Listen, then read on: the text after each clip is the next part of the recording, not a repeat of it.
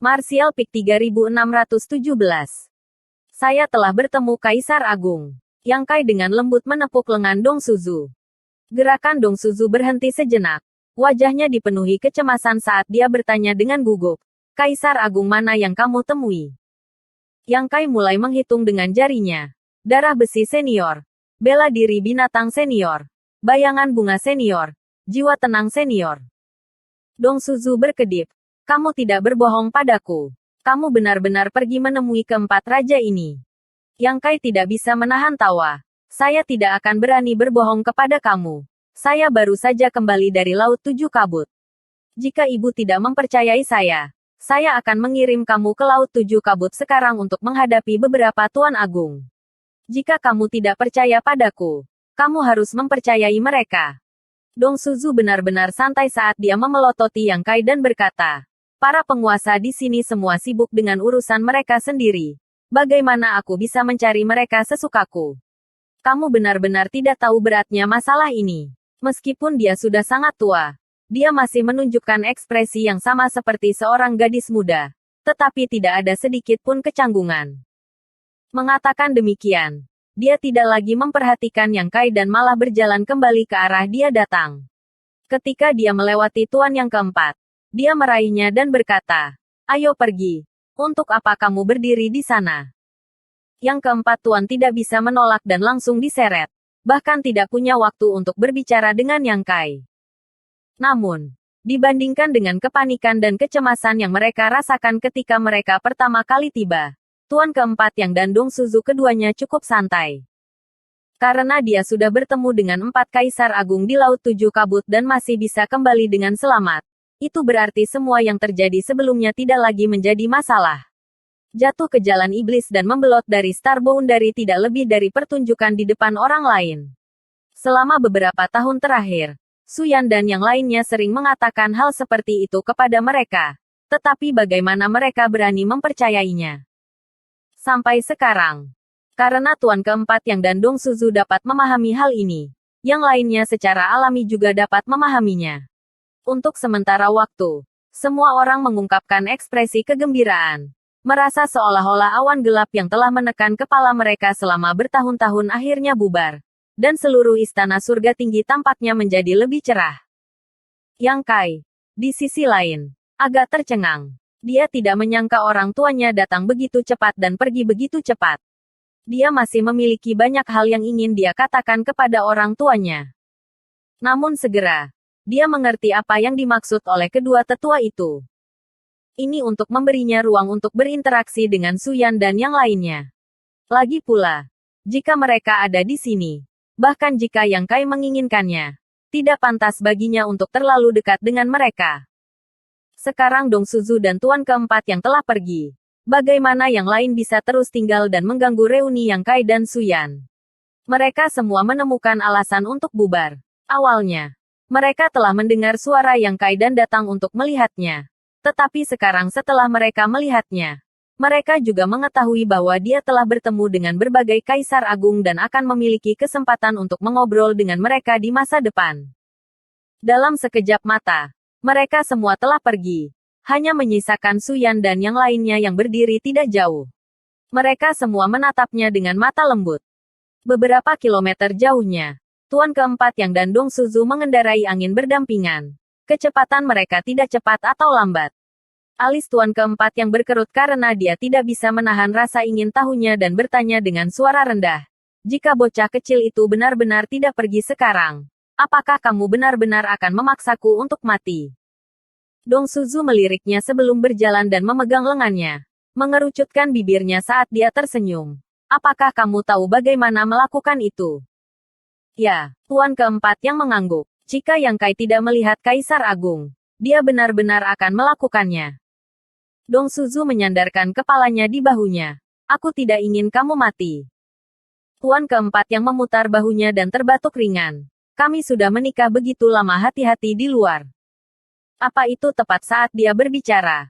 Dong Suzu tiba-tiba melihat sekelompok orang terbang ke arah mereka dan dengan cepat melepaskan lengan tuan yang keempat, memasang penampilan yang bermartabat. Ketika sekelompok orang mendekat, Dong Suzu tersenyum dan menyapa, Grandmaster Ji. Pendatang baru adalah Jiying, diikuti oleh sekelompok pria, wanita, tua, dan muda. Ada lebih dari selusin dari mereka. Dan Dong Suzu menyadari bahwa mereka semua adalah Grandmaster Alkimia dari berbagai wilayah Star Boundary. Nyonya Dong, Tuan yang keempat. Jiying membalas sapaannya dengan ekspresi dingin. Meskipun kultivasi dan statusnya jauh lebih tinggi daripada Dong Suzu dan suaminya, dia tidak dapat menolak kenyataan bahwa mereka adalah orang tua yang kaya. Jadi bahkan jika dia adalah murid Kaisar Agung, dia tidak akan berani meremehkan mereka. Dong Suzu bertanya, Grandmaster Ji, apa yang akan kamu lakukan?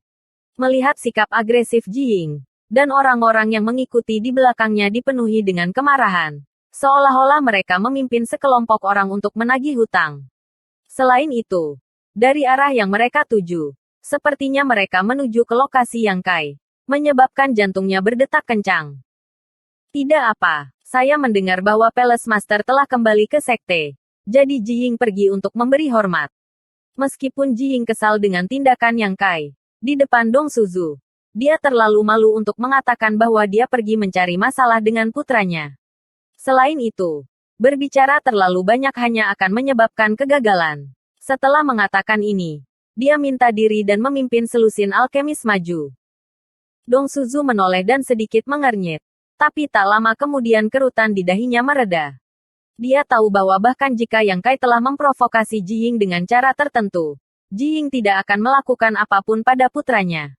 Paling-paling, dia hanya akan mengutuk beberapa kali. Benar saja. Sesaat kemudian, raungan marah Jiying terdengar.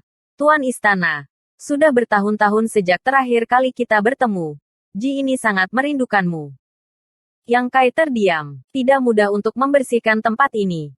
Dia baru saja akan mengobrol dengan istrinya ketika Jiying berlari. Jika dia datang sendiri, itu akan baik-baik saja. Tetapi dia telah membawa lebih dari selusin orang bersamanya. Saat dia berbicara, dia menggertakkan giginya seolah-olah dia tidak menginginkan apapun selain memakan dagingnya sendiri dan meminum darahnya sendiri. Jadi bagaimana dia bisa merindukannya? Xia Ningchang memasang tampang minta maaf dan dengan cepat berkata, Kakak kelima, harap tenang. Ini adalah kesalahan suster junior dan tidak ada hubungannya dengan suamiku. Jiying mengangkat tangannya dan menghentikannya. Adik kecil tidak perlu banyak bicara. Aku hanya akan mencari Yang Kai hari ini. Begitu suaranya jatuh, orang lain melompat keluar dan menunjuk Yang Kai, berteriak dengan marah. Iblis jahat, apakah kamu masih memiliki wajah untuk kembali? Begitu kata-kata ini keluar, sebelum Yang Kai bisa bereaksi, Zhu Qing, Su Yan, dan yang lainnya semua memelototi pria itu, terutama Zhu Qing. Matanya yang indah terasa dingin saat dia melepaskan Dragon Pressure ke arah pria itu, menyebabkan pria itu pucat. Meskipun orang yang berbicara adalah alkemis tingkat tinggi tingkat Daosos dan terkenal, kultivasinya hanya pada tahap Daosos Orde ketiga. Bagaimana dia bisa menahan tekanan seperti itu dari naga raksasa Orde ke-9? Ini adalah belas kasihan Zhu Qing. Jika dia menggunakan kekuatan penuhnya, dia akan segera membuatnya pingsan. Jiying juga mengerutkan kening. Meskipun dia kesal karena Yang Kai telah merusak alkimianya, dan itu bukan pertama atau kedua kalinya dia melakukannya. Sudah ada preseden sebelumnya. Tapi kali ini sedikit lebih serius. Tetapi dia tidak mau menyalahkan Yang Kai atas perbuatan jahatnya. Dia adalah murid kelima Kaisar Agung Pil menakjubkan. Dia secara alami tahu bahwa Yang Kai memiliki tanggung jawab berat untuk memasuki wilayah iblis. Desas-desus di luar hanya menyesatkan oleh Kaisar Agung. Tetapi karena dia mengatakannya, dia tidak bisa menjelaskan apapun. Lagi pula, dia tidak tahu apakah Yang Kai telah memperoleh persetujuan dari Kaisar Agung kali ini. Xia Ningchang menoleh untuk melihat pembicara. Grandmaster Zhou salah paham. Suamiku bukan iblis.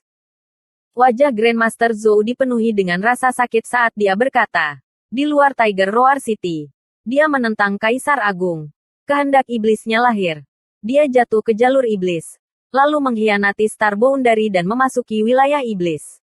Jika dia bukan iblis, apa dia? Grandmaster Xia. Jangan tertipu olehnya. Para pembudidaya iblis semuanya kejam. Lebih penting untuk bergegas kembali. Meskipun Zhou ini tidak berbakat. Jika saya dapat melindungi Grandmaster Xia, Apa salahnya mempertaruhkan hidup saya? Begitu kata-kata ini keluar dari mulutnya, Xian Ningchang menjadi cemas.